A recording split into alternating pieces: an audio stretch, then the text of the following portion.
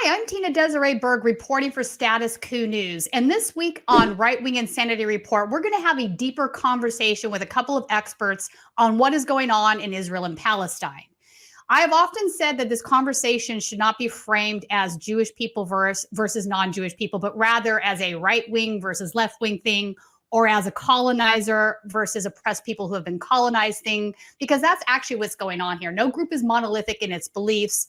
And when you try to sort of put people into boxes that way, you miss out on a lot of important nuanced conversation. So joining me today on the show is Mitchell Plitnick. He is the president of Rethinking Foreign Policy, and Sahar Aziz, who is a law professor at Rutgers University. Welcome to the show. Thanks for having us. So I want to read right off of the top. You put out this great report. I think it came out initially in November about what's going on with the Israeli-Palestinian conflict. You're looking at it through a new lens, bringing up some really important things that I think need to be discussed along a lot of the same lines that I think of it as. But I want to open with just reading a little bit of this report and having you comment on this, because I think this is a big part of the conversation, right? So a bastion of free speech, individual liberty, and equality. This is the mantra our government repeats across the world and teaches nationwide in American schools. Rarely stated, however, are the varying limitations imposed on persons seeking to exercise such rights according to their identity. Protection of fundamental rights is at its zenith when exercised by white Judeo-Christian communities, while exceptions are frequently invoked when racial or ethnic minorities exercise the same rights to challenge policies and laws harmful to their communities. Members of the majority engaged in dissent are treated as patriots with different political views. Minorities who dissent are treated as security and cultural threats, deserving of social stigma at best or criminalization at worst. That is, wow. That pretty much sums it up. This is what caused us to write this report is many people that I work with, including myself and my network that are Muslim and Arab, and that write on Palestine, especially from a human rights protective approach, and who are critical of a nation state's practices and policies, in this case, Israel, are slandered and they're defamed and they're smeared and they're called anti-Semitic. And the effect is there's a dual harm, right? The first harm is the reputational harm with these false allegations and false accusations. But the second harm is that it's censoring. It's intended to silence and to exclude and to expel Muslim, Arab, Palestinians from these really important conversations, because we're talking about $4 billion of our tax money every year being spent to support the military of Israel. And now Biden wants another $14 billion to support what South Africa and many other legal experts believe is genocide. And so I think that we have to have these robust conversations and debates, and everyone should have the equal opportunity to engage in the debates on the merits without being called all sorts of names and smeared simply because they happen to be Muslim or Arab or Palestinian. Indeed. And I'm going to add to the mix leftist Jews, because they too get brushed with the same brush if they support Palestinian rights or have any sort of criticism towards Zionism or what's happening in Israel. Mitchell, talk a little bit about your background. So, I'm Jewish. Come from an Orthodox background originally, and I've been at this for more than 2 decades, and I've watched these attacks on free speech grow. Certainly, being Jewish is no shield. One of my back in the early part of the century, I was one of the first 2 staff people at Jewish Voice for Peace after having grow that organization. I was its co-director, and we were immediately targeted. These days I'm on the board of directors at JVP, and we're continuing to be singled out, targeted, and seen as a particular threat. But we're also part of, in those attacks, we join, and we're standing arm in arm with supporters of Palestine all across the country, but right now, in particular, academics. This is being fought on the Academy. Sahar knows this all too well. the universities are the latest battleground, and it's showing, I think, a pretty clear demonstration of what happens when you weaponize anti-Semitism in these illegitimate ways to protect Israel, rather than what is important as far as anti-Semitism is concerned, which is to protect Jews as Jews, regardless of whether or not we support Israel. We're seeing this, at Harvard with Claudine Gay being forced to resign, and ever since that happened, real anti-Semitism, the threats to Jews, threats of violence, statements of just the most vile anti-Semitism that had absolutely nothing to do with Israel, have ballooned on the Harvard servers. Well, why did that happen? That didn't happen out of nowhere. That happened because people were being told they were anti-Semitic anyway, so they decided, well, let's go for it. Let's take off the masks. Let's stop all the restraint that we may have felt before, because it makes no difference. This is what happens when you abuse any sort of anti-racism, anti-misogyny, any of those movements that try for social justice. When you try and twist that into the defense of what is in fact genocide. I have a piece on my Substack breaking down Israel's defense against the charge of genocide just now, and it's very clear that they have no real defense to this charge. What's happening in Gaza is clearly genocide. So when you distort anti-Semitism to defend that, not only are you protecting genocide, but you are also greatly fomenting anti-Semitism in its real and pure and most dangerous sense. I 100% agree with that. As a journalist, I was working on a piece last year where I had to reach out to a Proud Boy for comment, and he's facing some serious charges. And his response to me was, "Are you a Jew?" Which had absolutely nothing to do with the conversation. I was like, wow, okay, it's just out there in the open now. So I think that that is the case, and we've all seen it increasing across the board. What's important about your experience is that what we are seeing, for those of us who are Muslim and Arab, is that you have Zionists whose primary agenda, as Mitchell said, is really to protect Israel and to silence any criticism of that nation state. But what they do is they manipulate, the history of real anti-Semitism through the Holocaust and through white nationalist movements in the United States in the past and currently, and also the rise of the political far right in Europe, which is primarily, again, white supremacists.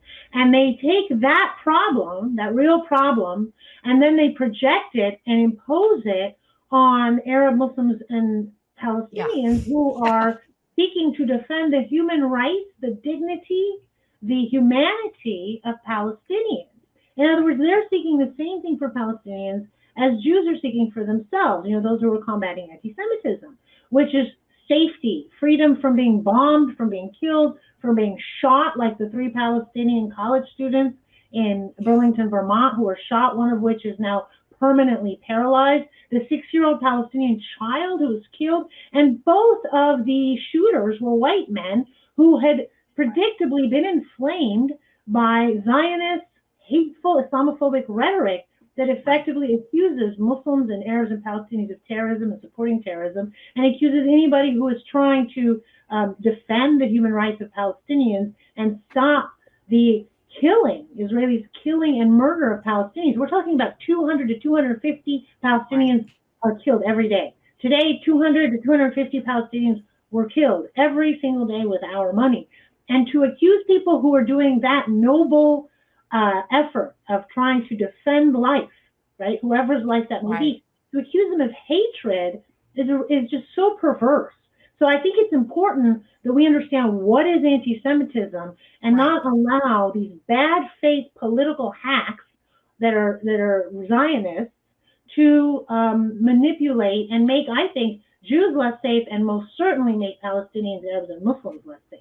Absolutely. It's an extreme form of nationalism. And in fact, let's talk about the historical perspective on that, because I don't think a lot of Americans understand Zionism, where it came from, how it differs from Judaism, because they're absolutely completely different. Zionism is a right-wing political theory that came up last century initially, I think it bears to keep in mind that Zionists were a very small group of the Jewish population. Most Jewish people 100 years ago thought Zionism was a terrible idea, was an evil idea. It was inherently racist, and I think all of that is very much true. How they were able to change that conversation, though, is by weaponizing what happened in Germany during World War II, the Holocaust, right? So part of that conversation also entails looking at what other countries did post-World War II. I think this enabled it too. Not just with the Balfour Agreement, not just, what Great Britain did, but also in the sense that there were a lot of Jewish refugees trying to escape World War II that were not given refuge. A lot of countries would not take them in. So there was including the United States.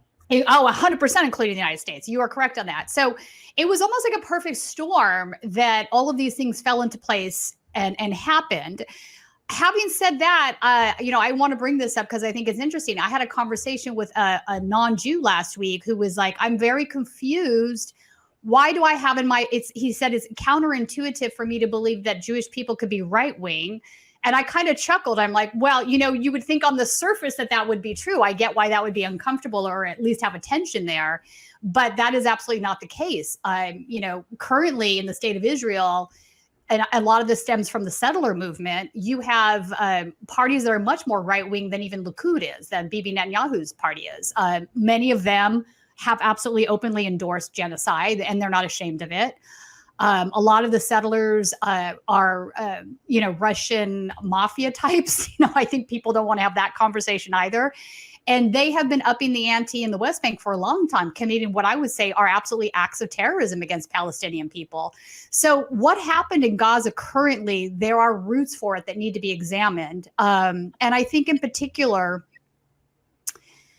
the response as well. I think what Hamas did was evil and awful. And obviously they took prisoners that are innocents per se. They have killed people that they didn't need to.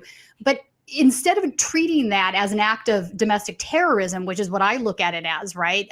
Gaza is an occupied territory. It's not a sovereign nation. This isn't an act of war. It's an act of terrorism. This to me is like, I give this example. This to me is like going into Idaho and saying, there is a group of Aryan Brotherhood. They are anti-government. They're plotting a Tim McVeigh kind of a thing. They've been doing these other hate crimes, whatnot. I think it's perfectly acceptable to bomb the entire state of Idaho, part of Montana and maybe Eastern Washington in order to take them out. If we happen to kill innocents and children in the meantime, that's fine. At least we'll get our guys. I mean, nobody would accept that in the United States. Nobody. And I don't even think we happen to kill. I think we need to be, if you read the report or the complaint by South Africa of alleged genocide, it's Israel, this is not accidental. And in all of those statements, we want to make Gaza unlivable. We want to destroy Gaza. We want to ethnically cleanse Gaza. We want to destroy Palestinians. We want to destroy Hamas. If Israel really wanted those hostages back, they would have negotiated. They would have negotiated. They don't, or at least gone into the tunnels where they know those tunnels exist. They know that's probably where some of these hostages are. I agree with you. They could have gone a different route, and negotiating with them could have been part of that, or a prisoner exchange. But instead, we saw that happen. Right. I mean, the release of some of the hostages did not happen because of military force.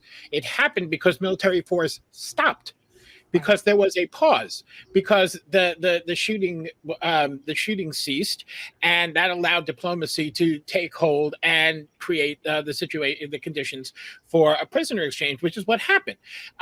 What we interestingly, and here's something that I think bears some real attention.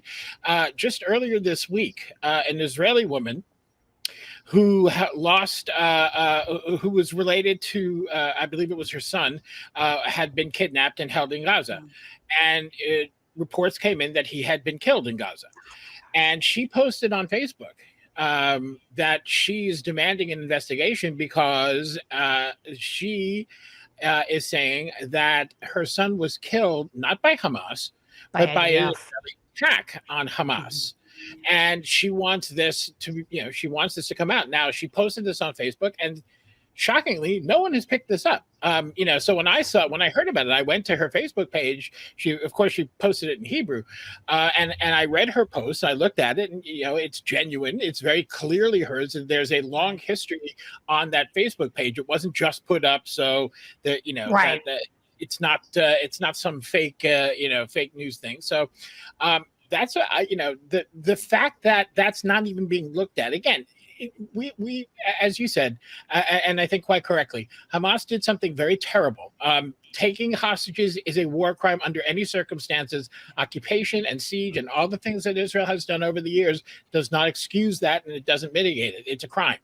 And it is a terrible, wrong thing to do. There's no justification for it.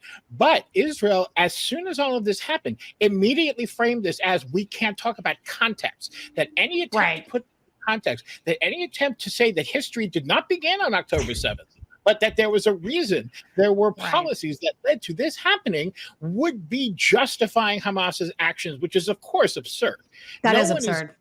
No one is doing that, but that is key to the conversation, and it's key to the conversation because of something that we spend a good deal of time on in the report, which is the idea of what does Islamophobia mean? What does it mean to pull Palestinians and Muslims and Arabs in the United States outside of the conversation? Well, we pull them outside of the conversation because we say they are not our equals. They are not human as we are. They are not. They are not entitled to the same rights. They cannot see the same conditions because they are this or that. Call them barbarian savages, the forces of darkness, as Netanyahu has said. This is how you exclude Muslims, Arabs, Palestinians from the conversation. And in times of conflict, it's how you justify wiping them out completely with no regard for who's a civilian, who's a child, who's a baby, or any of that.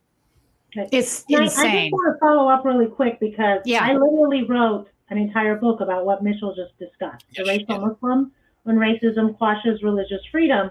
And the first part of the book looks at how Jews were racialized to be othered, that even though they were legally white, they were socially non-white. And as a result, they were victims of McCarthyistic witch hunts.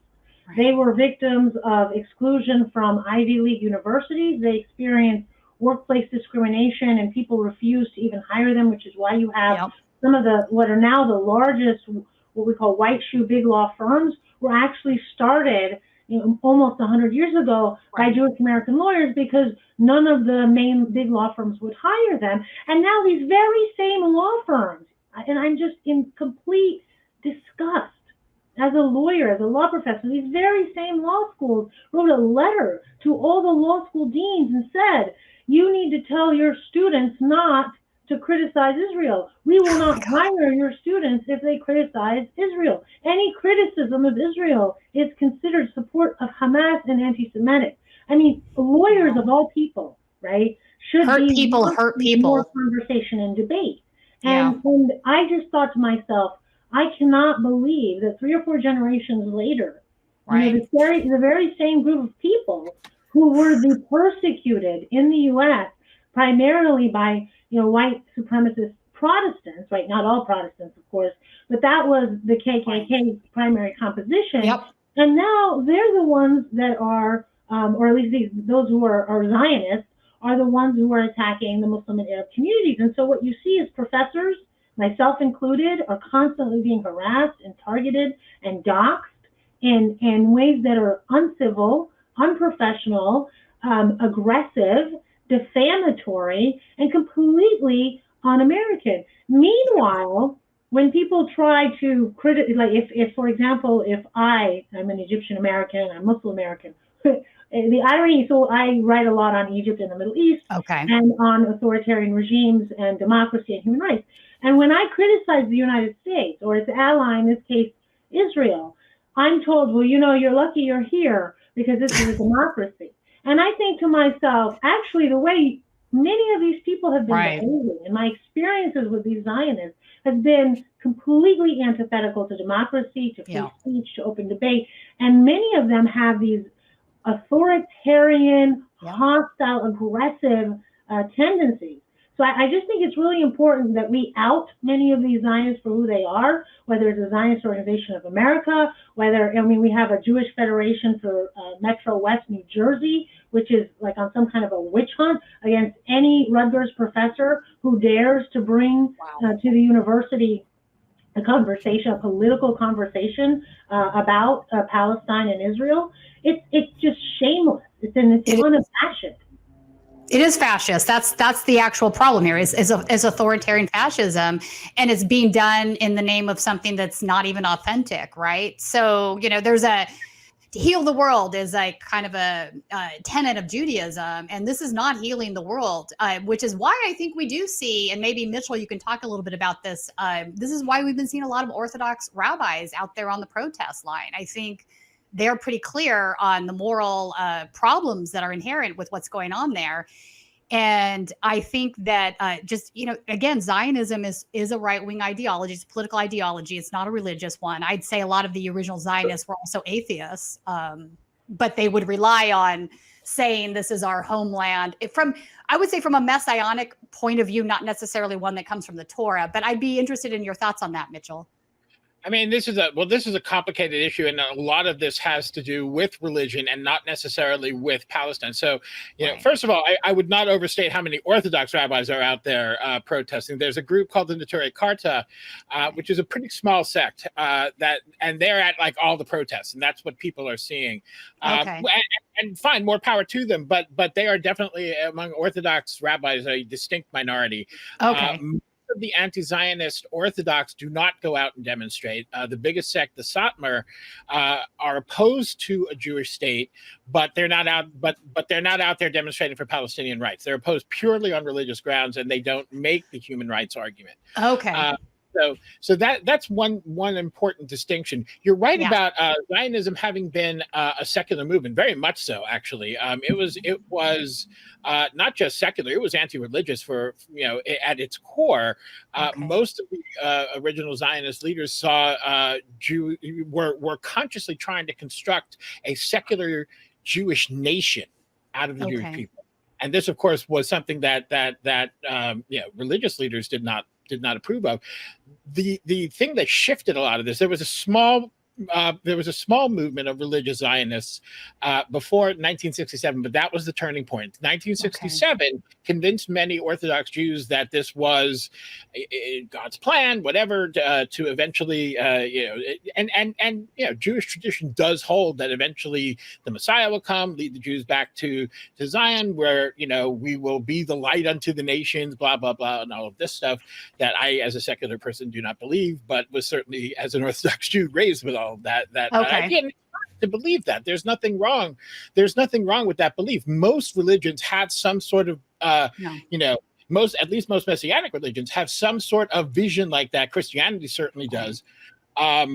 So there's nothing wrong with it. The argument from the religious side has always been that that's for God to decide. That God decides when that happens, not people. That makes sense to me, actually, because part of what the Orthodox, hang on, just so for people understand, part of what the Torah says is that the Jewish people don't have a homeland, but eventually the Messiah or whoever you want to call him leads them to that. And just so everybody understands this, and basically that is for God to decide, not people. Yeah, that's not actually the Torah. It's in the Talmud and the Midrash. But thank you. These are later. These are much more. Actually, those tomes are actually much more fundamental to the Jewish religion for the past 2 millennia than the Torah is. So it's simply a belief. The thing that made, I think, political Zionism was always toxic. It always depended on an enforced majority of Jews in Palestine, and that was a very difficult thing for most of the 20th century. Even after World War II, most of the Jewish refugees from Europe were not eager to go to Palestine. Most of them wanted to go to either other Western European countries or to the United States, Canada, Australia, etc. And there was a program basically devoted to to pressuring those Jews towards Palestine. Also, the program started up to bring Middle Eastern Jews to Palestine, as generally as a working class. Tom Segev is the author to look at if you want to see those dynamics and learn about how a lot of that happened, particularly with Yemenite Jews. And it's a long and complicated story that is also mixed with a backlash against Zionism that most certainly did cause some Middle Eastern countries and other countries to drive Jews out. So there's a mixed story there that's important, and to be nuanced about. But with 1967, everything shifted, and you got this radical religious kind of Zionism that grew and grew and grew unchecked. And many of us were talking about this 20, 30 years ago, saying this is a real growing movement. This is going to make things a lot worse. And lo and behold, that's exactly what we have. The settler movement that grew out of this, that whole ideology that is so violent and extreme. It is literally Jewish supremacist in a very practical way. Not just thinking we're better than you. It's actually acting on that and enforcing that in all of what is referred to as Eretz Israel, which is Israel, the West Bank, and for some people Gaza, for some people not. That's more of a question.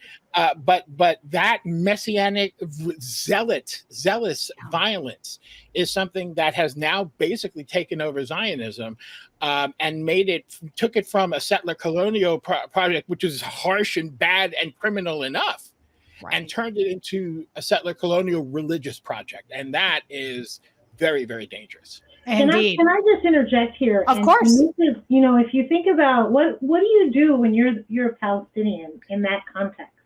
Right. You are a Palestinian where there were almost 1 million people, more than 1 million people, who had lived there for many, many generations in in historic Palestine. And yes, it was under the Ottoman Empire, but that's because there was no nation state political unit in the Middle East until after World War I, which, by the way, the borders were artificially created by France and Britain with the intention of dividing and conquering and weakening, that entire region.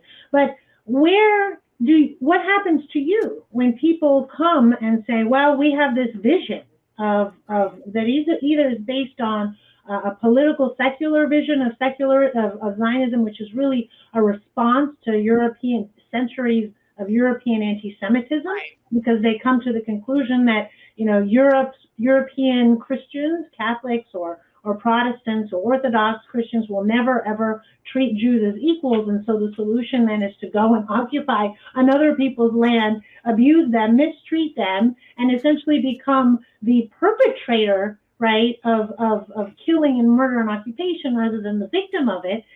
Or if it's religious Zionism, which believes that it originates in theology or in their interpretation of Judaism. And this is why you have a growing literature in the academy that says, look, Zionist is a racist ideology. It is. Zionism leaves no place for the indigenous people other than death, destruction, ethnic cleansing, expulsion. And so that is the lens through which many people are looking at what's happening in Gaza and in the West Bank, as this is just a perpetuation of this ideology that is certainly politically motivated, that is racist, and it's harmful and it's destructive. And I just want to point out the irony that, while Palestinians are simply fighting for a two-state solution, which the Israeli state has successfully, under Netanyahu and before Netanyahu, made impossible. Right? As soon as Oslo was signed, the Israeli state did everything it possibly could to expand settlements, to encroach on Jerusalem and push out Arabs from East Jerusalem, demolish their home, confiscate their land. There is no good faith actor in the Israeli government. And yet the Palestinians are the ones that are being accused of being the threat. Yeah, they don't want peace. They don't want, the sea, right? I'll tell you who wants total and absolute control from the river to the sea. Yes. It's the Israeli government. Yeah. That is genocidal, because where does that leave the Palestinians? There are some Zionists, whether they're secular, political, or whether they're religious, that refuse to say the word Palestinian. They call them. They deny Palestine exists. I mean, I've had these conversations, and you end up going in this bizarre circle because they're like, Palestine doesn't exist. How is that not genocidal language? How is if you don't even recognize the existence of the people? You can't even get off the ground with a conversation. Correct, but that they know that, and that's why they do it. There's a word that I've come to sort of think is the best word for it is hospora, right? You see the Israeli government has used this word. This is a form of propaganda that has been put out for decades now that sort of is a way to control the conversation in this way, right? It's why a lot of Americans believe that if you criticize Israel in any way, shape, or form, you're being anti-Semitic, even though that's ridiculous, right?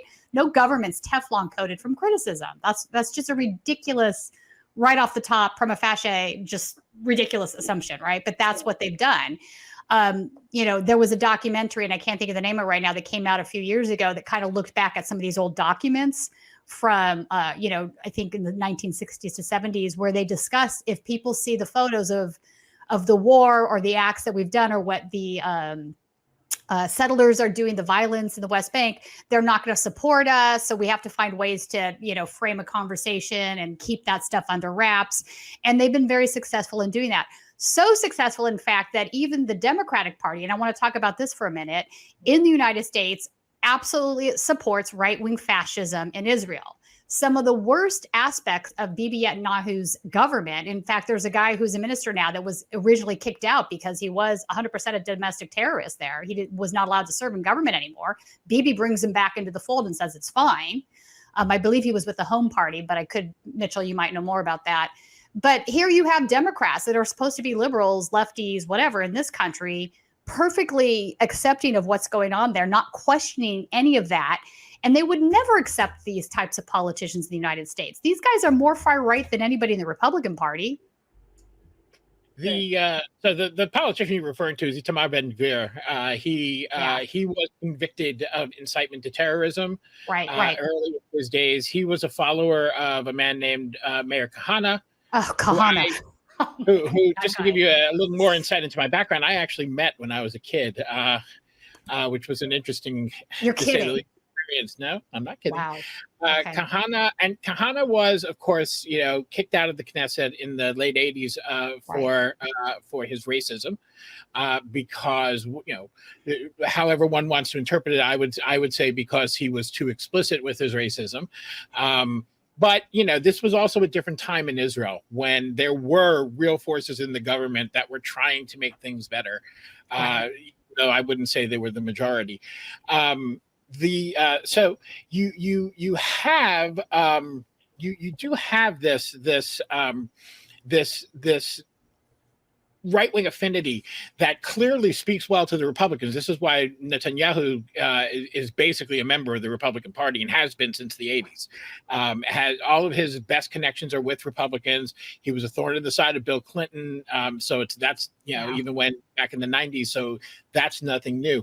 But, you're touching on this question of the Democrats, which I think is really the key thing. In fact, Mark Lamont Hill and I wrote a book about that called Except for Palestine, the Limits of Progressive Politics, where this is really what we focus on. We talk about Donald Trump, we talk about Republicans in there, but the real problem is the Democrats.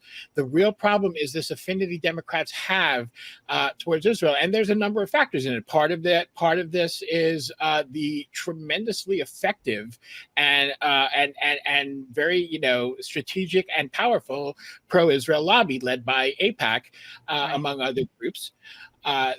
But that's only part of the reason. I mean, AIPAC could not have done what it does without a foundation of real affinity towards Israel. And I think one of the things that created that foundation is that the most powerful stream of Zionism up until around 1980 was labor Zionism, which is essentially, at least on the economic level, a socialist movement, and was widely embraced by the left in Europe and the United States in a very real and idealistic way.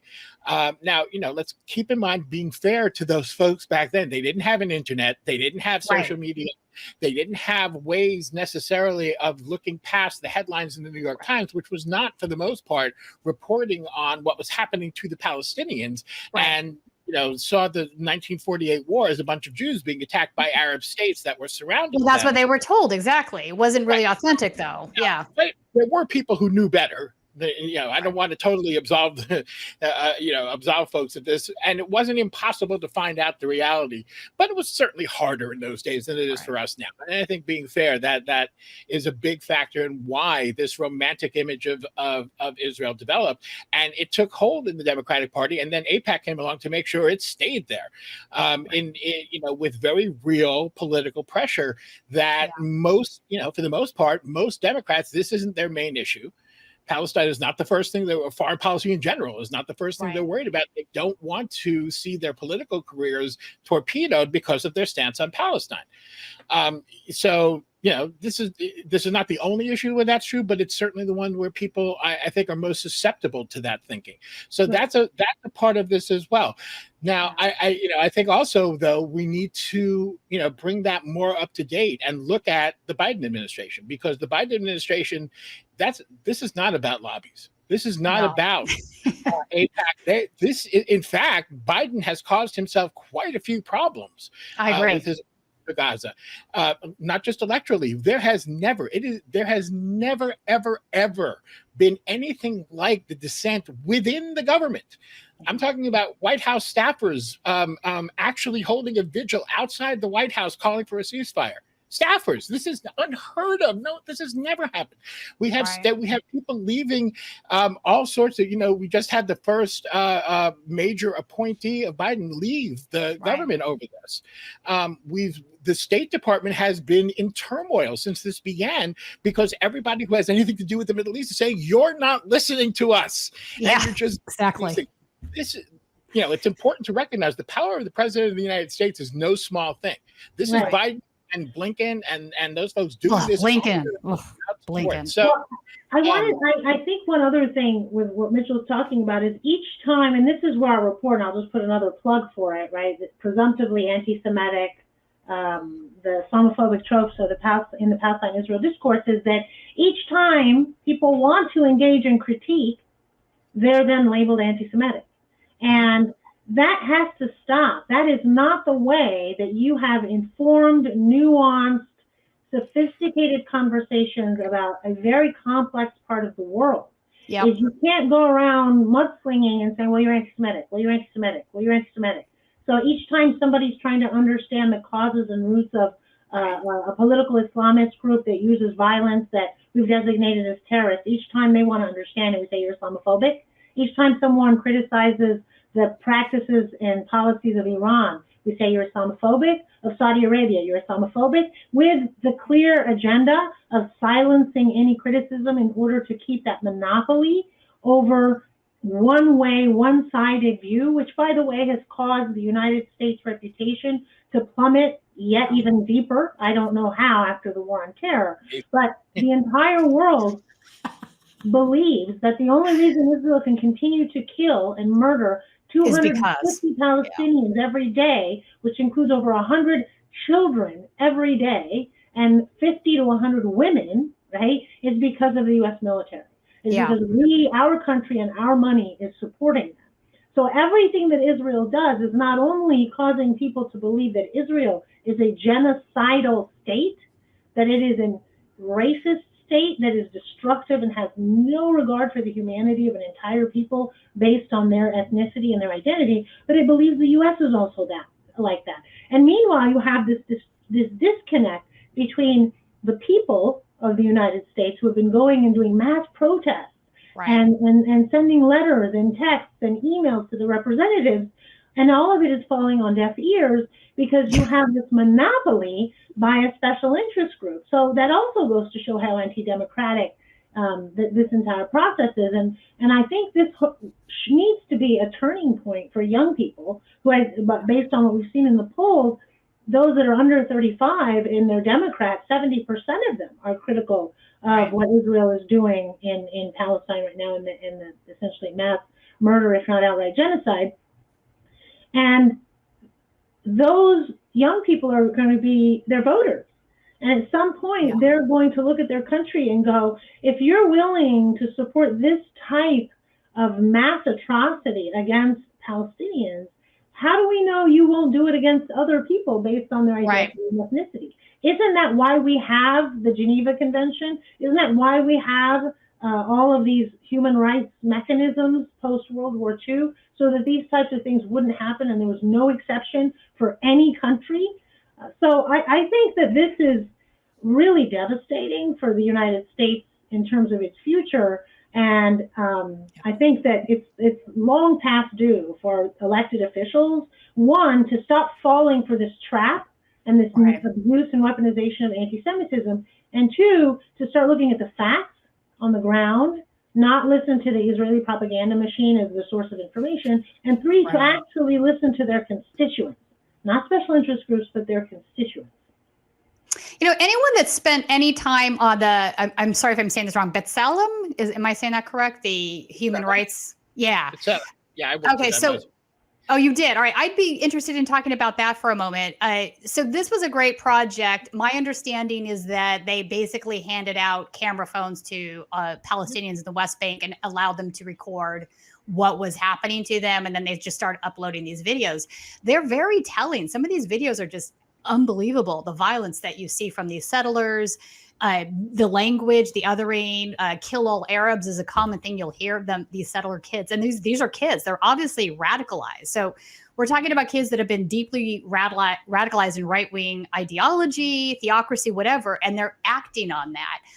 So that's my first thing that I'd love to hear you talk about. And then the second thing is, how is that congruent with the white supremacy, the right-wing fascist ideology that's been increasing here in the United States? I feel like there's a relationship between these two groups, even though it might seem counterintuitive to some folks. And we've even seen examples of white supremacists and right-wingers here in the United States saying that they love Israel, that they're fine with it because it's an ethno state, and let's just put all the Jews over there. And if we decide to bomb them and kill them all at once, look, they'll all be there. It'll be great. So what are your thoughts on that? So, I think I understand why some people see this as counterintuitive, but the fact is that white supremacists, white nationalists, they don't necessarily say we have to wipe every person of color off the earth. They say those people should be there and we should be here. Of course, here always is the place that's controlling all the world's resources, but we can we can just accept that and move on. That's who and what they are. I mean, this isn't, these are not humanitarians on any level, but for them, Israel is exactly what they're talking about, right? It is, this is the place where the Jews belong. This is where the Jews go. In some of the more extreme circles, they'll say we put all the Jews there, and this way we don't have to worry about them controlling the world, from here. It is not. It's not at all incongruous. Actually, white supremacists, white nationalists have long been Zionists. There is no, and you can see that. You could see that as far back, in the 80s with people like Jerry Falwell, Pat Robertson, who, the evangelical right, which has a strong strain of white nationalism in it. And in fact, I would argue that those two are very heavily in bed with each other. That's a long-standing tradition. So that, again, nothing new. And it's, we saw the white supremacist Robert Spencer. Richard Spencer, yeah. Richard Spencer, right. Richard Spencer, the white nationalist, he said, "I'm a Zionist." That is something he said. More than once he said it, yeah. Yeah, he's not alone. You can see Seb Gorka, who is a member of a white nationalist party in Hungary. He also is a very strong supporter of Israel. So we can go down the list with these guys. It's nothing, again, nothing new. I also think, Mitchell, I think the other important point is, I mean, when I hear of these completely counterintuitive relationships, right, between Zionists and white supremacists who are anti-Semitic. Right, and they're definitely anti-Semitic. Right, they're allying with themselves to be anti-Muslim and anti-Palestinian, anti-Arab.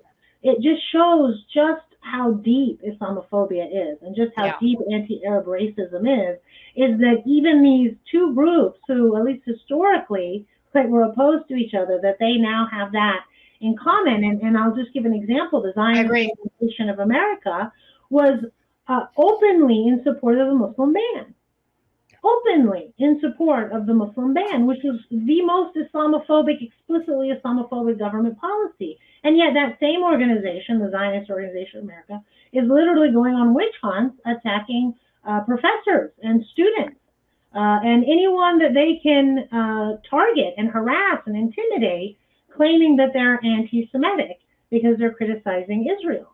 And so you think, so you can be racist, and now you have credit. You're openly racist against Muslims. You openly support official racist government practices and policies in the United States, and you think you actually have some credibility to say that you work on combating racism against Jews? Of course not. Of course not. And that's why many of these right-wing Zionist groups, they should not get an audience at all, right? With any mainstream organizations, with the Congress. I mean, even the fact that it was Stefanik of all people, right, who was going and grilling the presidents of University of Pennsylvania, University, white woman, the MIT, a Jewish white woman, and Harvard, a black woman.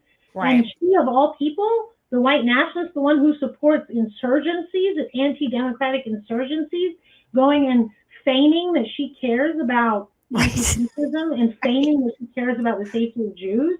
Meanwhile, she works with people who directly harm Jews. So that's, I mean, it's outrageous. But I think part of it is this is how marginalized and excluded Muslims, Arabs, and Palestinians are, and how we really need to stop that phenomena, because when that becomes normalized, it is normalized. It is. It doesn't take much to shift it to another group of people, right? Right. I don't disagree. I want to actually, Sahar, let me ask you this. I think, the conversation about Islamophobia in the United States is a deep one. And I think it has gotten much worse in the age of sort of the Zionist rhetoric that we're hearing.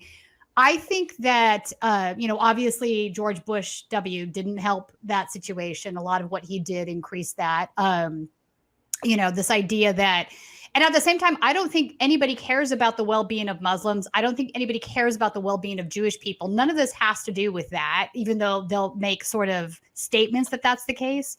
I think the deeper issue here is, what is the United States after? Is it a military base in the Middle East? Is it protecting corporate business interests abroad? I think there's so many other things at play here that really have nothing to do with any of it, but these are just convenient things that they can say to win over the support of the American people. But I do think this idea, I think you're correct. White supremacists hate Jews. They want to kill them, but they hate Muslims more. So, as you see this play out, it's all right-wing reactionaryism, I think, on a certain level, but that is definitely part of the conversation. Yeah. Well, I mean, I don't know. Are you asking me about the Middle East political? Yeah. Politically, what do you think? I mean, I hear what you're saying. You're saying basically they don't really care about Jewish people or Muslim. And I agree with you. That's not real. They're saying they do, but that's not what's at play here. So is it, in your opinion, is it the military industrial complex wanting a military base that's conveniently located in the Middle East to protect American interests? Well, is it business, corporate? I mean, I think if you look at the macro level, right, at least in the last 100 years, the U.S., like many countries, benefits greatly when it has a nemesis. Okay. When it has an enemy that it can then mobilize its people usually through fear mongering, in order to increase its power and expand its empire or its hegemony or its sphere of influence, however you want to frame it. And during the Cold War, it was the Soviet Union. And what we've seen since the Soviet Union's demise is that from starting in the 90s and at least until Biden's administration, right, so throughout Bush 1, Bush 2, Obama 1, Obama 2, and Trump, is the war on terror, which was effectively the war on Islam or the war on Muslims that were in any way questioning, critical, or unsatisfied with the American control of that region and hegemony over that region, is that that was the enemy, right? And nobody cared that Hezbollah and Hamas are completely different sects. They have different agendas. Right. Al-Qaeda and ISIS Right. actually fought each other, and ISIS was the extreme version of Al-Qaeda because they thought Al-Qaeda was too soft. Right? There's absolutely no political fact-based analysis. It's just, oh, we see Muslims, we see terrorism, boom, the entire religion is the enemy. And now Americans, be silent, be quiet, because we're trying to protect you. And anyone domestically, especially if they're Muslim, if they're critical in any way, they become criminalized and essentially swept into the pre-existing mass incarceration system that has devastated, right, African American communities for many generations. And so I think that the U.S. is always, it needs an enemy. And yes, war certainly helps the defense industry. War is good for the defense industry. I don't believe that, U.S. will just go to war simply to feed the defense industry, but we shouldn't underestimate that there is certainly an economic benefit to that. But ultimately, it's really about trying to have hegemony over the region, they wanted to take out Iraq and they wanted to take out Iran, because those were the last two nationalist states. One's an Arab nationalist state, one's more of an Islamic nationalist state that was refusing to kowtow and bow to American dominance. And then now we still have to think about China. And so what's happening right now, I think that many people were surprised by the Hamas attack. I think Hamas was surprised by how much damage it was able to do. I suspect they thought they were going to go in and eventually get some hostages and get pushed back and negotiate, and it would just be another skirmish and conflict that was contained that has been happening for since 2006, at least with Israel. But when Israel decided we're eliminating Hamas, it's not a coincidence that it was also at the same time that it was about to make a peace deal with Saudi Arabia, right? That's true, yeah. And other states, such that there would be no possibility of a Palestinian state, because there would be no countries that have normalized relations with Israel, such that there's whatever little incentive there is for the Israelis to support a Palestinian state, which I don't think the government anyway was ever interested in a genuine way. But now there was never going to be any political pressure on that. Mm-hmm. So in a nutshell, the Palestinian self-determination, the desire for self-determination is seen as a nuisance. It is seen as an obstacle, right? To the U.S. complete kind of control over the Middle East. And Iran is seen as a real threat, and Syria is more like a low-level threat, and Hezbollah is a low-level threat / nuisance. And everything else in the region is pretty much under the control of the United States, politically or economically, or both. Okay. Mitchell, do you have thoughts on that? Yeah, but before I get into that, I just wanted to come back for a second to your question earlier about B'Tselem and the camera project. Oh, yes. This was actually a really important. This was actually a really important shift. It just so happened I had come on board at B'Tselem to open up their U.S. office around the same time as the camera project was starting, and this was almost 15 years ago. Actually, it was 15 years ago, and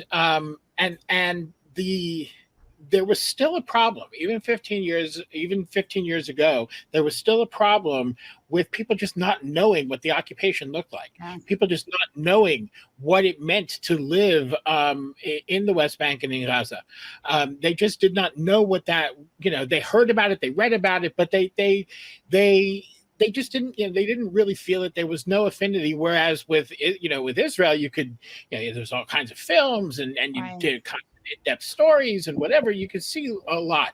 So that was a real shift, and it was a very dramatic one, because people actually saw what Palestinians are living under. Long before what's happening now in Gaza, this was just the people living their lives constantly going through checkpoints, constantly going, a half-hour drive is turned into a 4-hour drive because of checkpoints. boycotts and road closures and just random things to make your life harder. Sometimes you can't get to work. Sometimes you can get to work. Sometimes you can't get to school. Sometimes you can't get to a hospital when you need to. Those sorts of things that are happening every single day. And I think that is really, we look and we always pay attention when the big things happen, like what's happening now in Gaza, right? We pay attention. We see the devastation. We see the building, but we don't, and this is what why people don't have the proper context. We don't see the day-to-day life. What has it been since 1967 for Palestinians in the West Bank and Gaza? We don't see that. And the cameras really did start making a difference. It's been a huge change. And of course, from there, other groups started doing that. And people, of course, then smartphone technology developed and more people started recording and uploading things from their own phones. And, it took off. It really does make a big difference. But, as far as why the United States does what it does and has the policies it has, I think we look back at the history of U.S. foreign policy in general. This is kind of, what I've studied. And we see, one thing we see is that the U.S. looks for trusted partners. And one thing it does not trust in its partners is being Arab. They do not like, the United States does not like Arabs. We have never fully trusted even Saudi Arabia. I was just going to say that. Before 9/11 and all of that stuff, there have always been, there's always been a certain tension and a certain unease and in that relationship that has been so solid based on the exchange of oil for security and that historic agreement, and as a result the U.S. has always looked for non-Arab partners in the region, be it Turkey, be it Iran before the revolution, be it Israel. And Israel is the one that it's been able to, in its estimation, count on, although I would argue that many times Israel has just thumbed its nose at the United States, and we just say, thank you, sir, may I have another. But there is a sense, and we have to remember a very important thing about Israel. Although Israel is not a majority white country, okay, it is not. And even just the Jewish community, by the way, is not majority white in Israel. The majority of Jews in Israel are Sephardim and Mizrahim, people from Iberia and other places and the Middle East. The governing elite, let's say, the governing elite has always been European, has always been white, still is. They are, and in many ways, Israel always aspires to be very much a European type country. Yeah. So there is and it is absolutely rooted in racism, there is a sense of comfort that the United States has with Israel that really just can't be achieved by any other country in the region. This is a key reason why the United States has always counted on Israel. Beyond that, the relationship we've developed, where Israel's military and intelligence capabilities, these are they're very strong in terms of technology. That's all been developed in partnership with the United States. Right. Yeah. So again, the United States, believes, I think again, erroneously, that Israel is an almost unstoppable military power, despite the fact that we're seeing right now in Gaza that it can't achieve its aims. We saw this in Lebanon in 2006. It could not achieve its aims. Its military is actually not very well suited to the things it's trying to do and to the sort of warfare that is prevalent in the 21st century. They believe, they put a lot of stock in Israeli intelligence, which is certainly, better than its military performance. But even that has shown itself to be not as reliable as it's reputed to be. Again, look at what just happened on October 7th. This was a massive intelligence failure. They're screaming about it in Israel. And that's not the only area. Also, Israel hasn't always cooperated fully with the United States on its intelligence. That's true. Right. Particularly under Netanyahu, who likes to have something to maintain leverage. But this is the thinking. This is the reasoning about why Israel is considered an indispensable partner in many policy circles. Again, I would argue the reasoning is wrong. It is misguided. But this is what a lot of it actually stems from, and we have to be able to counter that argument in a very real way. Not just say you're wrong. We have to be able to prove these people wrong, because unfortunately they are making the decisions. So, and I do feel like this is an area where people like myself could do better and could do more and need to do more. Yeah. I mean, and there's also, of course, the political dimension, which we've already talked about. That is an important piece of this as well. Yeah. The notion that Americans see Israel as brothers in arms, essentially. They see them as a lefty, kibbutzi, like all good, peace, heal the world kind of a country, because they've rarely been shown otherwise, right? I think if you. But there's also another dimension to that, which is that if we look at Israel and say Israel's behavior is wrong, Israel's creation as a settler colonial state was not ethical, not the best idea, thing to do. Well, what are we saying about ourselves? That is a big, big deal. This is, if we want to talk about shared values, those are the fundamentally shared values that the United States and Israel have, and it's one of the big reasons why Americans, whether they're conscious of it or not, bristle at the notion that it was not okay for the Zionist movement to come into Palestine and take over. Right. That is because we did the same thing. Becomes uncomfortable, Especially if you think the natives are savages. Right. Well, that's a necessary component, is painting them that way, right? European settler colonialism, right? So. Yeah. Let me ask you this. One thing we haven't talked about yet is the internal politics of Israel. There is still a small left in Israel trying to fight against the right-wing fascism that they have, believe me, more than once for the last 30 years have been trying to tell the rest of the world about. This is coming, fell on deaf ears, as you mentioned earlier. We had Ophir Kassif, who is a Knesset member, who actually was saying he supported what South Africa is doing at the ICC as far as charging Israel with potential crimes. Yeah, he's been kicked out, they're threatening to kick him out. I don't know if they've actually done it yet, but I know that he was censored, I believe, 2 weeks ago. So that's happening. Also, I have an Israeli friend that sent me a photo that I thought was very telling, that sort of touches on what you're saying about shared values. There was a guy in Tel Aviv who literally had a Confederate flag hanging off his balcony. And when I saw the photo, I was like, are you serious? Like, how is this real? So, again, like, no group is monolithic, and this requires nuance in this conversation, but there are internal politics at play inside the state of Israel. And I just think the left has been drowned out now for 20, 30 years, and it's dying. But there are still some folks there that sort of believe they can fix this. And then part of that conversation, though, kind of touches on where are we at, one state, two state solution. I think Sahar mentioned earlier that two state thing has probably sailed because of all of the settler colonialists that are now colonizers. God, I can't speak anymore. That are in the West Bank. They've taken so much of the land away, right, through these projects, setting up these projects throughout the West Bank, that it might be impossible to even create a two state, because it's more or less at this point a one state. And if that's the case, is there a way forward for real democracy? I don't think you can be an ethno-state, a theocratic ethno-state, and a democracy at the same time. Those things are mutually exclusive, I think. But what are your thoughts on some of that stuff? Well, I'll start, and then I'll let Mitchell finish, because he's much more of an expert on internal Israeli politics. But I'll just tell you kind of my observations as somebody who looks more at the region. Okay. The first observation I have is that the far right, or those that are certainly right of center, have sabotaged the politics of Israel.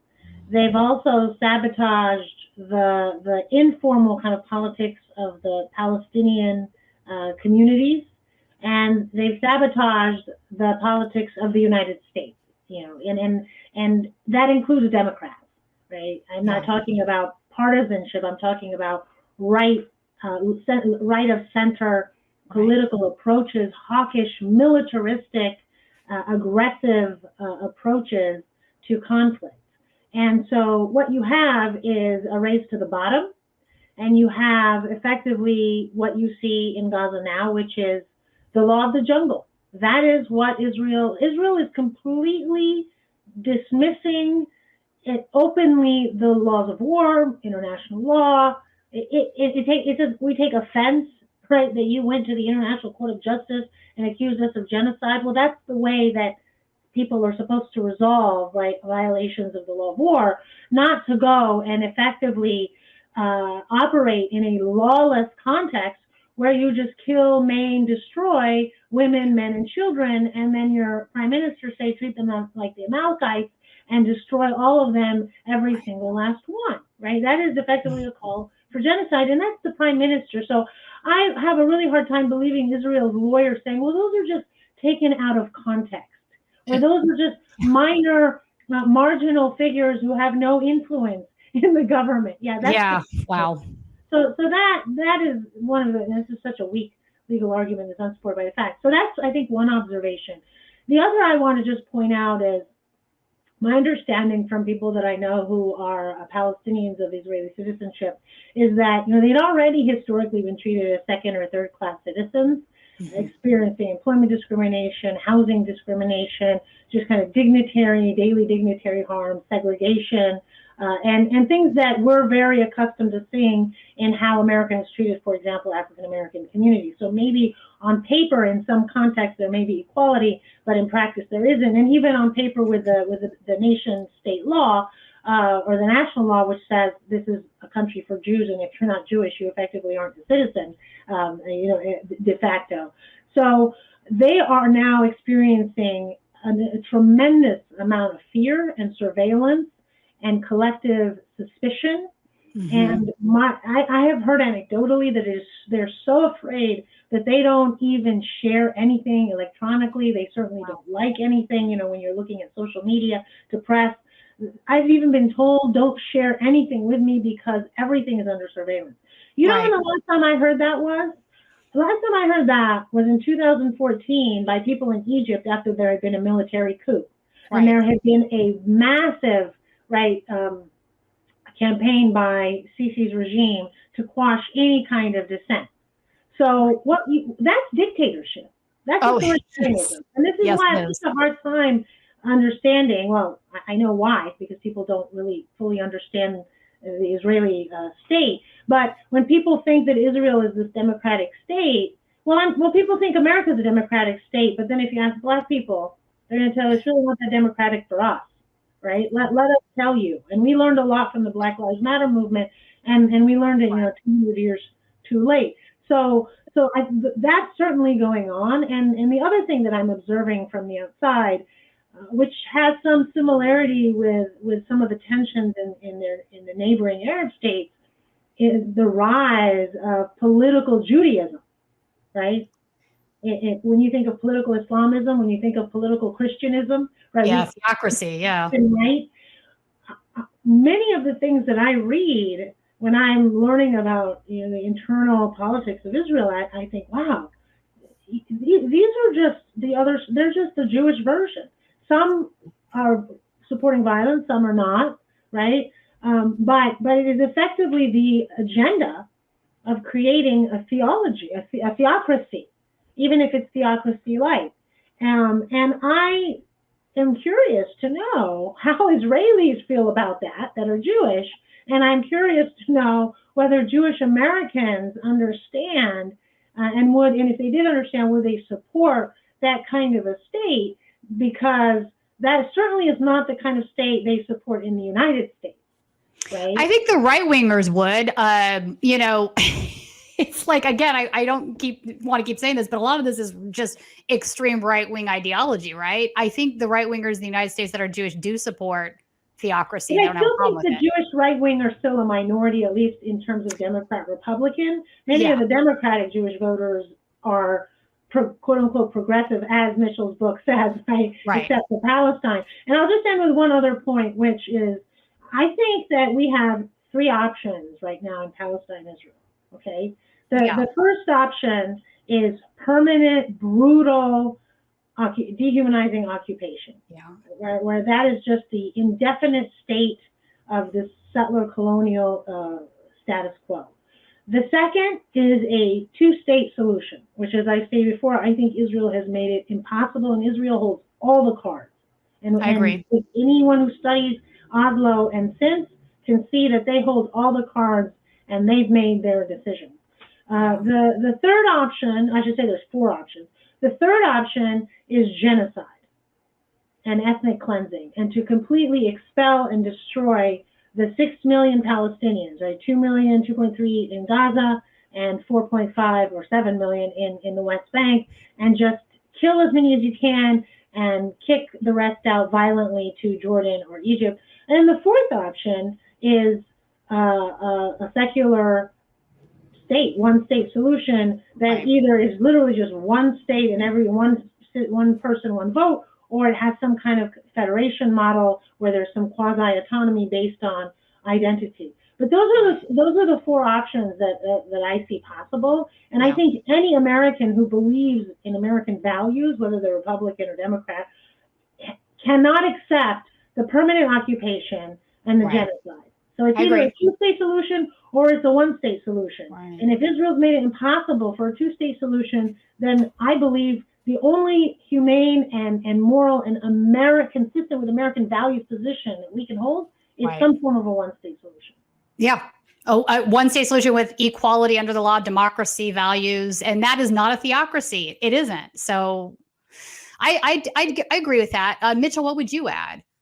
Well, a couple things. First of all, in terms of an Israeli left, there is still a segment of Israeli society that is progressive in a real sense, that sees Palestinians as human beings equal to them. In fact, many of these, are people, Jews and Palestinians working together inside of Israel, Jewish citizens and Palestinian citizens. And you can see some of their work. It's visible, like groups like Breaking the Silence. Breaking the Silence is under constant attack. This is a group of IDF veterans who go around speaking about what they did. Not just their experience, not what they saw, what they did as occupying soldiers. And it's very difficult for them personally to do. They are under huge pressure. The courage that it takes for them to do this is astounding. It's really worth looking at what they have to say. You can see like 972 magazine, one of the best sources of news. That's a great magazine. Yeah, they're terrific. I love them also because they publish me from time to time. But they again, Jews and Palestinians working together. That is, you see this in various places. The problem is that these groups don't have a political voice. There's no representation for them in the Knesset. There used to be some political parties that did represent this kind of true progressive left, but they've largely gone by the wayside. The left in Israel was devastated 24 years ago by what I call the big lie, which was the Camp David meeting, which Arafat attended on one condition. He had one condition for attending, that if it didn't work out, that Clinton and Barack not blame him for it. And when it didn't work out, that is exactly what Clinton and Barack did. Yeah, which was, and it was ridiculous. It was inauthentic.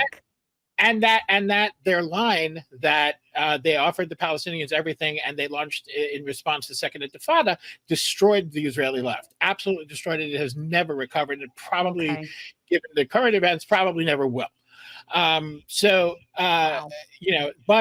there are, people, the human rights community is fantastic. B'Tselem, Gisha, Yesh Din. There's a bunch of groups in Israel that are doing really amazing work, and under incredibly harsh conditions. They are constantly threatened with violence. Sometimes they are actually attacked. They are threatened with legal action, and this is all getting worse. We've seen recently, this is not a group, this was just a teacher who posted something on Facebook saying, maybe we shouldn't kill everybody in Gaza, and he lost his job and was actually put in jail for a while. Yeah, I saw that. So there's, so that sort of stuff is getting worse. Just really quickly on the question of 1 and 2 states, I have a little bit of a different take, which is, as an American, my perspective is that of an American, and my work focuses on U.S. policy. And I think the core of my idea in terms of U.S. policy is that the solution should actually be something that the United States has always said, but has never acted on, which is that it has to be worked out by Israelis and Palestinians. It is not for me as an American to decide if there's going to be 1 state, 2 state, no state, 3 states, whatever it may be. It is for the people who have to live with that decision to make that decision. Our job as Americans is to stop obstructing. That's the first thing, because that is the worst. Right now, that is a bigger. People talk about, oh, there's no Israeli leadership, there's no Palestinian. The problem is that the U.S. is obstructing everything and has been for decades. And as soon as that stops, things will immediately. I'm not saying it'll all work out, but things will immediately get better. That's first. Second is that the involvement that does require the United States can't just stand aside. We do need to be involved. We need to be the ones who sit at that table and make sure that Israel cannot use its overwhelming power to simply dictate the terms of the future.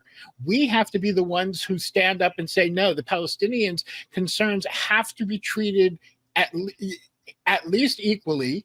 I don't see the United States or any other global body, frankly, being able to do any better than that. Although the truth is that, the Palestinian concerns should actually come first, because they are the ones who are the victims of a colonialist movement. In that, I don't mean to imply that I don't support any sort of transfer of Israelis out of Israel or any of that kind of nonsense. Is completely impossible, and Israel is there. It's not going away, right? That's ethical. That's not the solution. The solution I agree. is these are people who have been there in many cases 4 or 5 and even more, generations. By this time, you have to find ways to live together, and most Palestinians I know. Would be fine with that. They just want to live together in peace. My friend Eric once said to me, and I thought this was very wise. The problem is not that a bunch of Jews from Europe came over to want to escape anti-Semitism and live in Palestine. The problem was they wouldn't live with the people who were already there. That was the problem. Yeah. And again, we want to compare it to the United States. Same thing here. The indigenous people of the Americas, when the Europeans first came, said, "Why are you killing us? We'll be happy to live with you. We'll be happy to live with you. Why are you killing us?" And eventually, we know where that went. What has to be defeated is the colonial mindset. That entire ideology, that entire view of we're the good guys here. We're the good guys. We're superior. And part of that actually is right now we're seeing with Gaza. What are we seeing? With the United States and Israel are talking about, well, what are we going to do the day after? Who's going to run Gaza? Who are we going to put in charge of Gaza? The people they're not asking are the Palestinians. I mean, it's absurd. It is. It's gross. It's Americans pretty gross. Look at that and say, how can that be? The people decide who governs, right? So that mindset is what needs to go. And I think if that mindset does go, and the United States and the European Union and the United Nations and the Arab League and all these other interested parties, actually make good faith efforts, I believe a resolution that everyone can agree to can be arrived at, whatever the format is. I don't think it's up to us. I guess when we talk about what should I agree that it's ultimately up to the people there, but I think I disagree with you that we're simply being obstructionists. I think we're enabling. I think we are very actively enabling Israel's actions that have made it impossible to have a two-state solution. I don't think we disagree on that. I don't think we disagree on that. I think we're just using different words to describe the same thing. I think we have to be much more forceful about refusing to give them any financial support, refusing to give them military support. I think they should also be sanctioned if they're violating international human rights norms. They should be treated like any other country. And I would take the same position against Arab countries, right, that violate human rights. But we're not just being passive. We're not simply turning our back, but we're actively supporting. And that goes back to the earlier part of this conversation about the role of special interest groups and lobbying groups in the U.S. that effectively spoil it prevents any type of informed, fact-based, interest-based, national interest-based foreign policy. We're not disagreeing. We're not disagreeing at all. No. Also, let me add one more thing to the mix before we get to the end of this. So, and it's not just the West Bank that we're talking about now in Gaza, right? The occupied Palestinian territories. Under the Trump presidency, you saw settlements going into Syria, right? I mean, where does this end? Not exactly. I mean, the settlements were already there. That was the Golan Heights is what you're referring to. Yeah, the Golan Heights. That's correct. the Golan Heights, we recognized Israel's sovereignty over the Golan Heights, which was a major violation of international law. It's the most fundamental rule of the UN Charter is that land cannot be a territory cannot be acquired by the use of force, and there's no exceptions. Israel argues that it was a defensive war in 1967. It wasn't, but even if it was, that's not that has no bearing on that rule. You can't acquire territory, and that's what the problem was. They named the new settlement Ramat Trump. Trump Heights. Trump Heights in the Golan, but they haven't actually built it yet. But it's it's more symbolic than anything else. Settlements in the Golan's been settled since 1967, and that's been so that's old news. But that break was very important because it also set a precedent for potential annexation of not only Jerusalem, which Israel's already declared it annexed, but the rest of the West Bank. Right. Craziness. Is there anything in the report that we didn't discuss yet that you think is important? Yeah, I think I just want to highlight a few things. The first is just ensuring that people are cognizant that many of the organizations and the individuals who lead Islamophobic campaigns, whether they're targeting specific individuals, professors, students, elected officials, or supporting the Muslim ban, that many of them are also far right-wing Zionists who support sometimes as extreme as ethnic cleansing and genocide, but most certainly support the brutal occupation of Palestinians by Israel. And so we need to be able to see that for what it is, so that when those individuals and those organizations are actively targeting Muslim leaders, Muslim academics, and Muslim elected officials, and alleging that they're anti-Semitic, right, let's ask the question, well, are these same people also right-wing Zionists? Are they also anti-Palestinian? And are the leaders they're targeting, are they also human rights advocates, civil rights advocates, people who demand that Palestinians be treated with humanity and with equality and in preserving their human rights?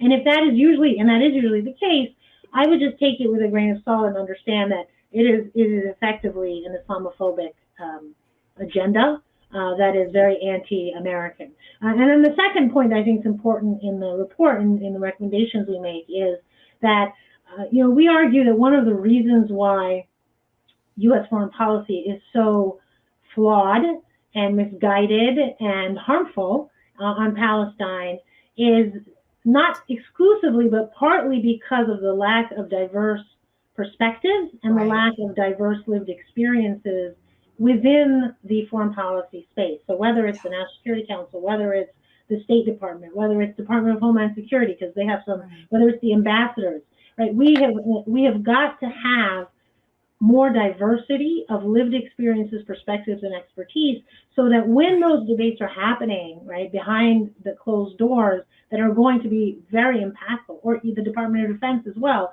that you have people who are not simply just Zionists, right, who are raised as Zionists, who are taught by Zionists, whose only information and exposure is coming from that. Is Zionism. But you also have people at the table who have been to the West Bank, who have been to Gaza, who maybe were even raised there, or who have Palestinian friends, or who have done research about the occupation that is not informed simply by the Israeli government, right, or U.S. government Zionist perspectives. And so that, because otherwise you just have a recipe for a disastrous foreign policy. And it's an echo chamber. We saw what happened in Iraq, right? That's what happens when you don't have experts.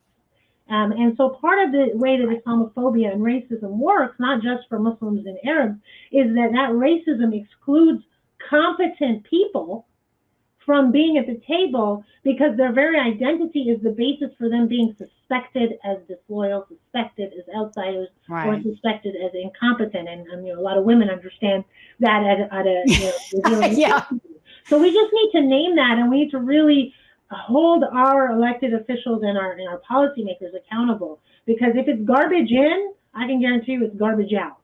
Right. Anything, Mitchell, that you'd want to add?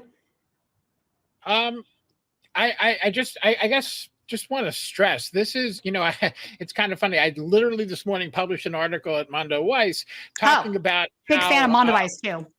Yes, talking about how completely incompetent and ignorant Joe Biden's latest plan for the day after in Gaza is. It's absurd. But I think, again, this is exactly what Sahar is talking about. This is the result of people who have no idea. I mean, they don't care, but they also have no idea who the Palestinians are. They have no idea what's going to work for Palestinian people, what's going to at least even be minimally acceptable. Like, not even talking about solving the problem, but at this point, not flying, doing something that's going to enrage people even more, which is exactly what they're planning to do. Netanyahu, thankfully, already torpedoed their idea, but it's. The level of incompetence in this administration it's not new. We've seen this for decades. No administration has been has listened to the few people they have in their employ who actually know what the hell's going on the ground. This administration has taken that to such an insane degree that this is why we have what we have today. Right. Oh, indeed, enabling that extreme, and it's wild that it's under Clinton, the Oslo Accords, at that particular moment in time, that might have seemed extreme to a lot of people, but we are so far past that now that it's just shocking. Thank you guys so much for joining me today. We're going to put a link to your report in the biography of the video so people can go directly to that and read it. Again, thank you so much for joining us. Very informed conversation about an extremely important topic. Thanks for joining us. Thank you. Thank you for having us.